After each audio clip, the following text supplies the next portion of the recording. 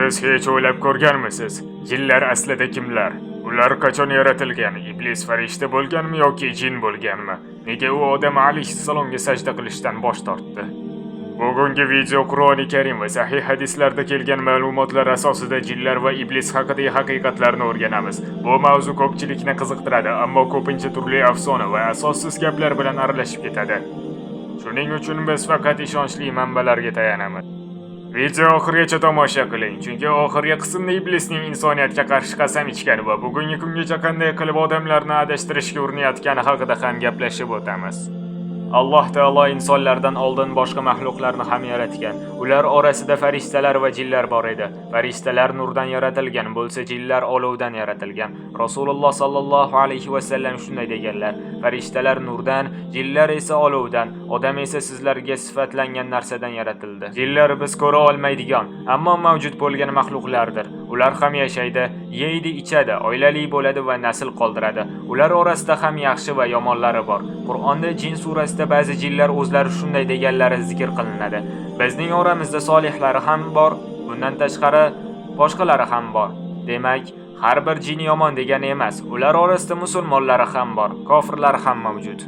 Ammo jinlar ichida bir maxluq bor ediki, u keyinchalik insoniyatning eng katta dushmaniga aylandi. Bu iblis edi. Ko'pchilik iblisni farishta deb o'ylaydi, ammo Qur'oni Karimda iblis jinlardan bo'lgani aniq bayon qilingan.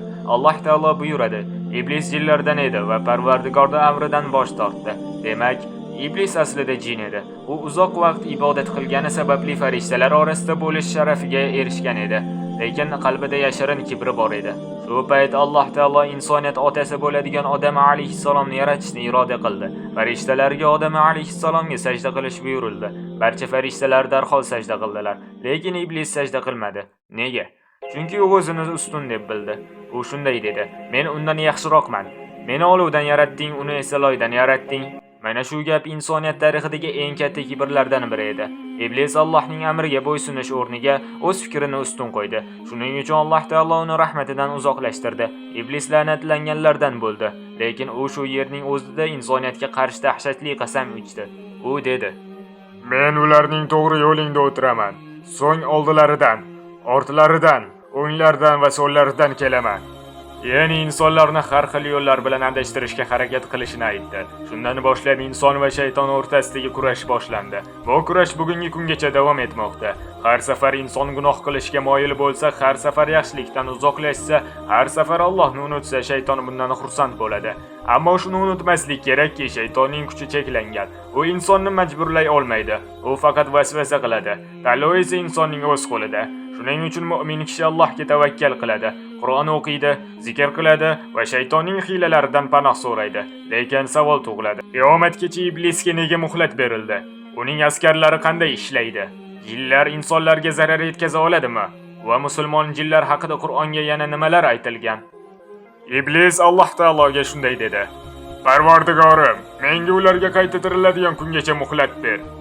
Alloh taolo unga qiyomatgacha emas, balki o'zi belgilagan vaqtgacha muhlat berdi. Shundan keyin iblis dahshatli qasam ichdi. U dedi: "Endi meni yo'ldan ozdirganing sababli albatta men sening to'g'ri yo'ling ustida ularni kutib o'tiraman. So'ngra ularning oldilaridan, orqalaridan, o'ng tomonlaridan va chap tomonlaridan kelaman. Ularning ko'pini shukr qiluvchisini topa olmaysan." Bu oyat shuni anglatadiki, shayton insonni har tomondan vasvasa solishga harakat qiladi. U faqat bitta yo'l bilan emas, har bir usullari bilan insonni gunohga boshlaydi. Ammo juda muhim haqiqatni unutmasligimiz kerak. Shayton insonni majburlay olmaydi. Qur'onda Alloh taolo shaytonning qudrati haqida shunday xabar berdi: uning kuchi faqat vasvasa qilishdir. Qarorni esa insonning o'zi qabul qiladi. Shuning uchun kimdir gunoh qilsa, meni shayton majbur qildi deb ayta olmaydi. Shayton faqat gunohni chiroyli qilib ko'rsatadi xolos.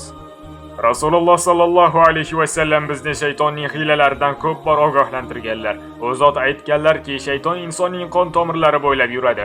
Ya'ni u insonning zaif tomonlarini topishga harakat qiladi. Ba'zan g'azab orqali, ba'zan hasad orqali, ba'zan kibrlanish orqali, ba'zan dunyo sevgisi orqali, ba'zan esa gunohni kichkina narsa qilib ko'rsatish orqali. Shuning uchun har bir mu'min doimo hushyor bo'lishi kerak. Yana bir muhim savol tug'iladi: shayton yolg'iz ishlaydimi? Yo'q. Qur'on va hadislarga uning avlodi va yordamchilari borligi zikr qilingan. Ular ham jinlardan bo'lib insonlarni turli yo'llar bilan vasvasaga solishga urinadilar. lekin shuni ham bilish kerakki, barcha jinlar shayton emas. Jinlar orasida musulmonlar ham bor. Qur'oni Karimdagi Jin surasida bir guruh jinlar Qur'onni eshitib, unga iymon keltirgani bayon qilinadi. Ular o'z qavmlariga qaytib, Allohning diniga da'vat qilganlar. Bu esa jinlar hamma mas'ul mahluqlar ekanini ko'rsatadi. Ular ham buyruq va qaytariqlarga bo'ysunadilar. Yaxshi amal qilganlar mukofot oladi, gunoh qilganlar esa javob beradi. Ammo insonning eng katta dushmani iblis va uning yo'lidan yurgan shaytonlardir.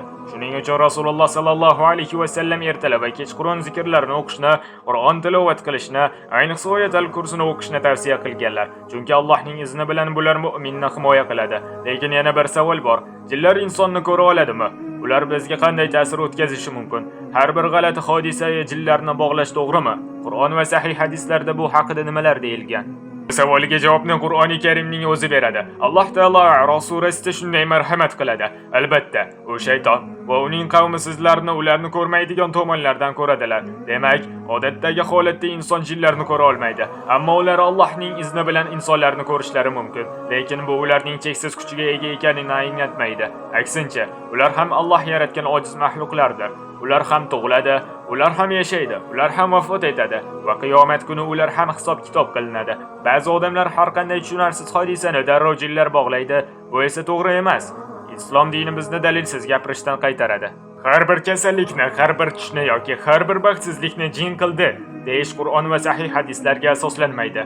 Shu bilan birga Qur'on va sahih hadislarda jinlarning ayrim hollarda insonlarga ozor yetkazishi mumkinligi ham zikr qilingan. Ammo bularning barchasi faqat Allohning izni bilan sodir bo'ladi. Hech bir jin Allohning irodasisiz biror kishiga foyda ham, zarar ham yetkaza olmaydi. Shuning uchun mu'minning eng katta himoyasi sehrgarlar yoki irim-sirim emas, balki Allohga tavakkal qilishdir. Rasululloh sallallohu alayhi va sallam har kuni ertalab va kechqurun zikrlarni o'qir, sahobalarga ham shuni tavsiya qilar edilar. Ayniqsa Oyatul Kursi, Ixlos, Falaq va Nos suralari o'qish haqida ko'plab sahih hadislar rivoyat qilingan. Bu zikrlar Allohning izni bilan mu'minni shaytonning vasvasasi va zararidan saqlashga sabab bo'ladi. Yana bir muhim haqiqatni unutmasligimiz kerak. Bugungi kunda internetda jinlar haqida juda ko'p qo'rqinchli hikoyalar tarqalgan. Ularning aksariyati Qur'on yoki hadislarda emas, balki mish-mish va uydirmalarga asoslangan. Musulmon kishi esa har qanday xabarni tekshirishi lozim. Bizning dinimiz vahima emas, ilm dinidir. Shayton aynan insonning qo'rquvidan foydalanishni xohlaydi. Agar mu'min Allohni ko'p zikr qilsa, namozini ado etsa va Qur'on bilan yashasa, shaytonning vasvasasi zaiflashadi. Lekin yana bir muhim savol tug'iladi. Iblisning maqsadi aslida nima? U insoniyatni nega bu qadar yomon ko'radi? Qiyomat kunida iblis o'ziga erishgan odamlarga nima deydi? Endi esa eng muhim savolga javob beramiz. Iblis aslida nima xohlaydi? Uning eng katta maqsadi insonlarni Allohning yo'lidan uzoqlashtirishdir. Chunki iblis Odam alayhisalomga nisbatan qilgan hasadi sababli butun inson avlodiga adovat qildi. U insonlarning ko'pchiligini shukr qilmaydigan holda keltirishiga qasam ichdi. Lekin Alloh taolo mu'min bandalarini himoyasiz qoldirmaydi. Qur'onda Alloh taolo shayton haqida ogohlantirib, uning inson uchun ochiq dushman ekanini bildiradi. Shaytonning usullaridan biri gunohni chiroyli qilib ko'rsatishdir. U insonga bir kichkina gunoh hech narsa bo'lmaydi deb vasvasa qiladi. Keyin esa insonni asta-sekin kattaroq xatolarga olib borishga harakat qiladi. Yana bir usuli insonni yaxshilikdan qaytarish. Agar inson ibodat qilishni boshlasa, shayton uni dangasalik bilan to'sishga urinadi. Agar inson tavba qilmoqchi bo'lsa, hali vaqting bor deb aldashga harakat qiladi. Ammo Allohning rahmati shaytonning hiylasidan buyukdir. Kim chin qalbdan Allohga qaytsa, Alloh uning tavbasini qabul qiladi. Qur'oni Karimda shaytonning o'ziga ergashgan odamlarga aytadigan so'zlari bayon qilingan. U shunday deydi: Men sizlarga va'da bergan edim, lekin sizlarga yolg'on va'da qildim. Menda sizlarga qarshi hech qanday kuch yo'q edi. Faqat sizlarni chaqirdim. Sizlar esa menga ergashdingizlar. Ya'ni o'sha kuni shayton bahona qiladi. U men sizlarni majburlamagan edim, deydi. Chunki haqiqat ham shayton faqat chaqirdi va vasvasa qildi. Tanlovni esa insonning o'zi qildi. Shuning uchun inson dunyoda kimga ergashayotganini o'ylash kerak. Chunki qiyomat kuni mol dunyo ham, mansab ham, kuch ham foyda ham bermaydi. Faqat iymon va yaxshi amallar bilan inson qoladi. Yana bir savol tug'iladi. Agar iblis shunchalik yomon bo'lsa, nega Alloh unga qiyomatgacha yashashga imkon berdi? Buning hikmati nimada? Alloh taolo barcha narsani hikmat bilan yaratgan. Biz ba'zi narsalarning hikmatini to'liq bilmasligimiz mumkin, lekin Allohning ilmi cheksizdir. Qur'oni Karimda Alloh taolo inson va jinlarning yaratilish maqsadini bayon qiladi. Men jin va insonlarni faqat menga ibodat qilishlari uchun yaratdim. Demak, insonning asosiy vazifasi o'z yaratguvchisini tanish, unga ibodat qilish va hayotini Allohning ko'rsatmalariga muvofiq o'tkazishdir. Lekin ibodatning qadrli bo'lishi uchun tanlov bo'lishi kerak. Agar inson majburan yaxshilik qilsa, bu sinov bo'lmagan bo'lardi. Shuning uchun Alloh taolo insonga aql, iroda va tanlash imkoniyatini berdi. Shayton esa inson uchun sinovlardan biridir. U yomonlikka chaqiradi, lekin inson unga ergashmasdan yaxshilikni tanlashi mumkin. Xuddi qorong'ulikda yorug'likni qadri bilinishi kabi, sinovlar ham insonning sabrini va iymonini namoyon qiladi. Ammo shuni unutmaslik kerak. Shaytonning vasvasasi hech qachon Allohning hukmidan ustun bo'la olmaydi. U faqat chaqiradi. U faqat aldashga urinadi. Mu'min esa Alloh taologa murojaat qilib undan himoya so'raydi. Ular orasida Allohga itoat qiladiganlari ham bor, gunoh qiladiganlari ham bor. Qur'oni Karimda bir guruh jinlar Qur'onni eshitib iymon keltirgani zikr qilinadi. Ular o'z qavmlariga qaytib, "Ey qavmimiz, biz Musodan keyin nozil qilingan o'zidan oldingi kitoblarni tasdiqlovchi bir kitob eshitdik" deb da'vat qilganlar. Bu voqea shuni ko'rsatadiki, Allohning hidoyati jinlarginaga emas, balki jinlarga ham tegishlidir. Endi yana bir muhim savol. Iblis nega tavba qilmadi? U nega xatosini tan olmadi? Chunki uning qalbini kibr egallagan edi. Odam alayhissalom esa xato qilganda Allohga qaytdi va tavba qildi. Mana shu ikki holat orasida katta farq bor. Mu'min xato qilsa tavba qiladi, ammo kibrli inson xatosini tan olishni istamaydi. Iblisning halokatiga sabab bo'lgan aynan kibri bo'ldi. Shuning uchun Rasululloh sallallohu alayhi va sallam kibrdan ogohlantirganlar. Chunki insonni Allohning rahmatidan uzoqlashtiradigan eng xavfli kasalliklardan biri qalbdagi kibrlanishdir. Ular qayerda yashaydi? Ularning ovqatlanishi, ko'payishi va umr kechirish haqida Qur'on va sahih hadislarda nimalar deyilgan? Avvalo shuni bilishimiz kerakki, jinlar Alloh yaratgan maxluqlardir. Ular inson ko'zi ko'ra olmaydigan olamda yashashadi. Lekin bu ularning borligini inkor qilish degani emas. Qur'oni Karimda jinlar haqida alohida jin surasi ham mavjud. Alloh taolo jinlarni olovdan yaratganini bildirgan. Ular ham insonlar kabi sinov uchun yaratilgan. Ularning orasida iymon keltiradiganlari ham bor, kufr qiladiganlar ham bor. Qur'onda jinlarning o'z so'zlari keltiriladi. Bizning oramizda musulmonlar ham bor va haq yo'ldan ketganlar ham bor. Bu oyat jinlarning ham turli xil ekanini ko'rsatadi. Shu sababli Rasululloh sallallohu alayhi va sallam ayrim joylarga kirishdan oldin Allohning ismini aytishni, poklikka rioya qilishni va zikr bilan yurishni o'rgatganlar. Chunki musulmon insoni har doim Allohni eslab yurishi kerak. Jinlar ham o'zlariga xos hayot kechiradilar. Ularning orasida oila bo'lish va avlod qoldirish haqida Qur'onda ishora qilingan. Ammo ularning hayot haqida bizga kelmagan narsalarni aniq deb aytish mumkin emas. Islomda bizga faqat dalil bilan gapirishni o'rgatadi. Yana bir savol: jinlar ovqatlanadimi? Sahih hadislarda Rasululloh sallallohu alayhi va sallam jinlar haqida gapirganlar. Jinlarning ayrimlari uchun suyaklar va go'n kabi narsalar haqida rivoyat kelgan. Bu ma'lumotlarga bizga ko'rinmaydigan olam haqida faqat Alloh bildirgan narsalar doirasida bilishimiz kerakligini ko'rsatadi. Lekin mu'min kishi bilishi kerak. Jin ham Allohning quli. U mustaqil kuch egasi emas. Alloh xohlamasa hech kimga zarar yetkaza olmaydi. Shuning uchun musulmonning qalbi faqat Allohga bog'lanadi. Qo'rquv ham, umid ham avvalo Alloh uchundir. Rasululloh sallallohu alayhi va sallam Allohni zikr qilishni, duo qilishni va uning himoyasini so'rashni o'rgatganlar. Chunki haqiqiy himoya faqat Allohdandir. Endi oldimizda yana muhim savol turibdi. Iblisning avlodi kimlar? Shaytonlar insonlarni qanday yo'llar bilan aldashga urinadi? Ular orasida qanday vazifalar bor? Lekin yana bir bor eslatib o'tamiz. Har bir jin shayton emas. Shayton so'zi yomonlikka boshlovchi, itoatsizlik yo'lini tanlagan jin va insonlar uchun ham ishlatilishi mumkin. Iblisning eng katta maqsadi insonni Allohdan uzoqlashtirishdir. U insonni birdan katta gunohga tashlamasligi ham mumkin. Ko'pincha u asta-sekin harakat qiladi. Avval kichik xatoni chiroyli qilib ko'rsatadi, keyin esa insonni kattaroq gunohlarga yaqinlashtirishga urinadi. Alloh taolo Qur'onda shaytonning qadamlariga ergashmaslikni buyurgan. Chunki shayton insonni bir qadamdan keyin qadamga olib borishga harakat qiladi. Shaytonning usullaridan biri shubha solish. U insonning qalbiga Alloh seni kechirmaydi, seni yaxshilik qilishga loyiq emassan, keyinroq tavba qilasan kabi fikrlarni tashlashga urinishi mumkin. Ammo bu shaytonning aldovidir. Allohning rahmati esa bandalarining gunohlaridan ham kengdir. Yana bir bor usul insonni g'azabga keltirish. G'azab paytida inson o'ylamasdan gapirishi yoki noto'g'ri ish qilishi mumkin. Shuning uchun Rasululloh sallallohu alayhi va sallam g'azabni tark etishga ko'p targ'ib qilganlar. Yana bir xavfli yo'l kibr. Iblisning o'zi ham aynan kibr sababli halokatga uchradi. Shuning uchun shayton insonni sen boshqalardan yaxshiroqsan degan fikrga olib borishga urinadi. Ba'zan u gunohga emas, balki foydali ishlarga kechiktirishga undaydi. Keyin qilaman degan fikrni ko'paytiradi. lekin mu'min kishi vaqtning qadrini biladi. U Allohga yaqinlashtiradigan amallarni imkon qadar tez bajarishga harakat qiladi. Ammo eng muhim haqiqat, shayton mu'min ustidan hukmron bo'la olmaydi. Allohga chin dildan murojaat qilgan, zikr qilgan va uning yo'lida yurgan inson shaytonning vasvasalariga qarshi kurasha oladi. Qur'onda Alloh taolo shaytonning hiylasi zaif ekanini bildirgan. Demak, mu'minning kuchi Alloh bilan bog'lanishidadir. Endi yana bir savol tug'iladi. Inson shaytonning vasvasasidan qanday saqlanadi? Qaysi duolar va amallar himoya qilishi mumkin? Birinchi va eng katta himoya Allohga iymon va unga tavakkal qilishdir. Chunki shaytonning kuchi faqat vasvasa bilan cheklanadi. U mu'minni majburlay olmaydi. Alloh taolo Qur'oni Karimda shaytonning chin mu'minlar ustidan hukmi yo'qligini bildirgan. Demak, qalbni Alloh bilan bog'lagan inson shaytonning aldovlariga qarshi kuch topadi. Ikkinchi himoya Allohni zikr qilish. Rasululloh sallallohu alayhi va sallam ko'p eslashga targ'ib qilganlar. Chunki Allohning zikri qalbni mustahkamlaydi va insonni xushyor qiladi. Mu'min ertalab va kechqurun aytiladigan zikrlarni o'qishi, Allohdan panoh so'rashi kerak. Uchinchi himoya Qur'on tilovatidir. Qur'on qalblarga shifo va hidoyatdir. Ayniqsa Rasululloh sallallohu alayhi va sallam ba'zi suralarni o'qishga targ'ib qilganlar. Jumladan Ixlos, Falaq va Nas suralari Allohdan panoh so'rash mazmunini o'z ichiga oladi. 4-himoya namoz. Namoz mu'minning Alloh bilan bog'lanishidir. Namozga e'tiborli bo'lgan insonni qalbi tarbiyalaydi va gunohlardan uzoq bo'lishga harakat qiladi. 5-himoya tavba. Inson xato qilishi mumkin, lekin eng muhim narsa xatoda qolib ketmaslik, Allohga qaytish, kechirim so'rash va yaxshilikka intilish mu'minning yo'lidir.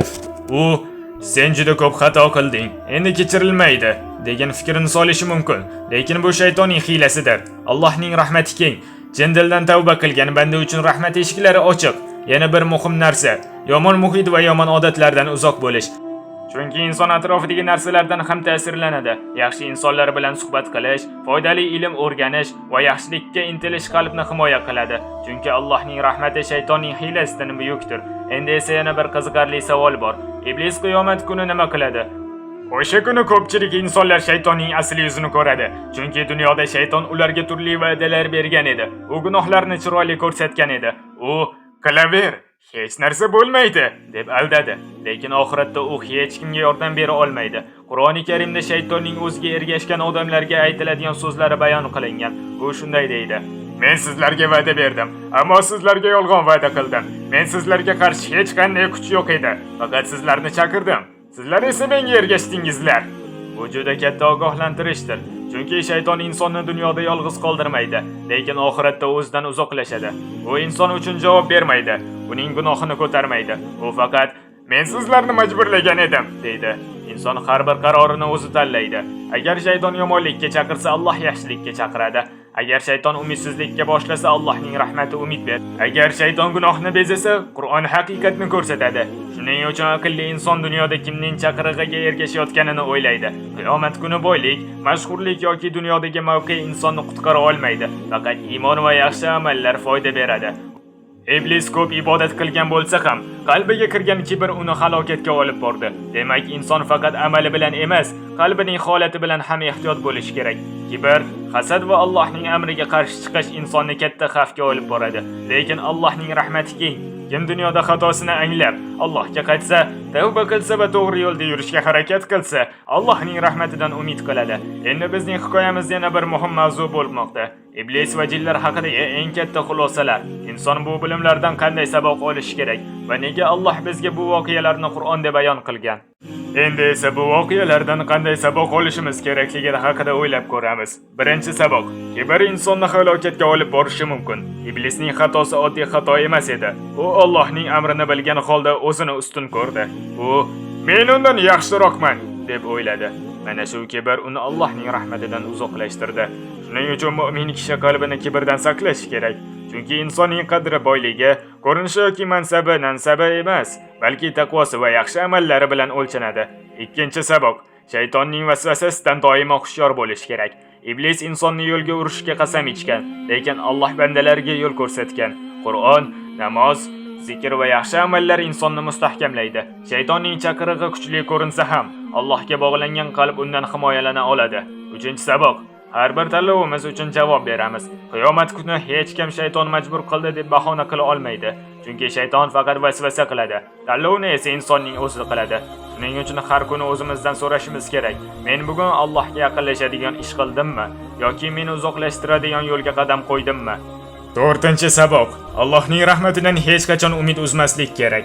Shayton insonni ba'zan umidsizlikka tushirishga urinadi, ammo Allohning rahmati keng. Inson xato qilsa ham tavba eshigi ochiq. Muhimi xatoda qolib ketmaslik va Allohga qaytishdir. Alloh bizga dushmanimizni tanitdi. Endi esa bizning vazifamiz undan saqlanish va Allohning yo'lida mustahkam turishdir. Rasululloh sallallohu alayhi va sallam bizga hidoyat yo'lini ko'rsatib ketdilar. Kim Qur'on va sunnatga mahkam bog'langan bo'lsa, Allohning izni bilan to'g'ri yo'lda qoladi. Chunki foydali ilm tarqatish katta savoblarga sabab bo'lishi mumkin. Alloh barchamizni shaytonning vasvasalaridan asrasin, qalbimizni iymon bilan mustahkam qilsin. Bizni o'zining roziligiga erishadigan bandalaridan qilsin. Amin. Bugungi mavzu sizga yoqdimi? O'z izohingizni kommentariyada yozib keting va obuna bo'lishni esdan chiqarmang.